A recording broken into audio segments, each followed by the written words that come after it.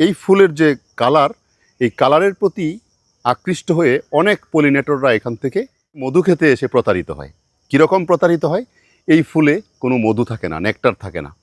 পরিণামে মধু খাওয়ার লোভে যখন অনেক পলিনেটর এই ফুলের কাছে আসে, আসার পরে কোনো মধু পায় না, কিন্তু মধু না পেলেও ফুলটার পরাগায়ন ঘটে যায়। আসলে ফুল কোরানোর একটা অভ্যাস আমার অনেক আগে থেকেই আছে। আজকেও এখানে অনেক প্লুমেরিয়া রুব্রা, যেটাকে কাঠগোলাপ বলা হয়, সেই কাঠগোলাপ কুড়িয়ে নিচ্ছি। দেখুন, এই যে ফুল কোরানোটার যে মজা, এই মজাটা বুঝতে হবে। একটা চমৎকার বিষয় এবং ভালো লাগার বিষয়, দারুণ সুগন্ধ। আসলে বিশেষ করে প্লুমেরিয়া রুব্রা এত চমৎকার, কাঠগোলাপ ফুলের পাপড়িগুলি এত সুন্দর। দেখুন, এই সৌন্দর্য আসলেও এটা কখনো এইভাবে বর্ণনা করে শেষ করা যাবে না, এর সৌন্দর্যের কথা। এটাকে কেন কাঠগোলাপ বলা হয়? এর গোলাপের সাথে কোনো সম্পর্ক নেই। গোলাপের যে পরিবার, এই উদ্ভিদের পরিবার সম্পূর্ণ আলাদা, তারপরে ওটাকে কাঠগোলাপ বলা হয়। কাঠগোলাপ বলার কিছু কারণ আছে। যে গাছে ফুটে সেই গাছের কাণ্ডটা কাস্টল, এবং দেখলে মনে হয় যেন বহু বছরের পুরনো কাণ্ড, এরকম মনে হয়। এটা একটা কারণ। আরেকটা কারণ হলো এই ফুলের বিন্যাসটা এবং সুগন্ধটা অনেকেই গোলাপের সাথে তুলনা করে ফেলেন, এই জন্য এটাকে কাঠগোলাপ বলা হয়। এটা অ্যাপোসাইনেসি গোত্রের উদ্ভিদ।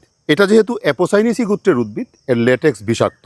এই ল্যাটেক্স কখনো স্কিনে এবং চোখে যেন না যায়, সেই দিকটায় খেয়াল রাখা উচিত। স্কিনে গেলে প্রদাহ সৃষ্টি হতে পারে, চোখে গেলে মারাত্মক ক্ষতি হতে পারে।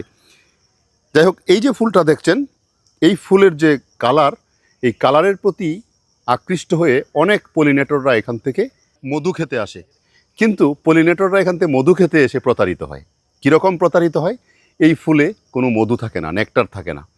পরিণামে মধু খাওয়ার লোভে যখন অনেক পলিনেটর এই ফুলের কাছে আসে, আসার পরে কোনো মধু পায় না, কিন্তু মধু না পেলেও ফুলটার পরাগায়ন ঘটে যায়। এর বীজ এই জন্যই খুব কম দেখা যায়। আপনারা সাধারণত এই যে কাঠগোলাপের বীজ হয়তো অনেকেই হয়তো আছেন দেখেন নাই।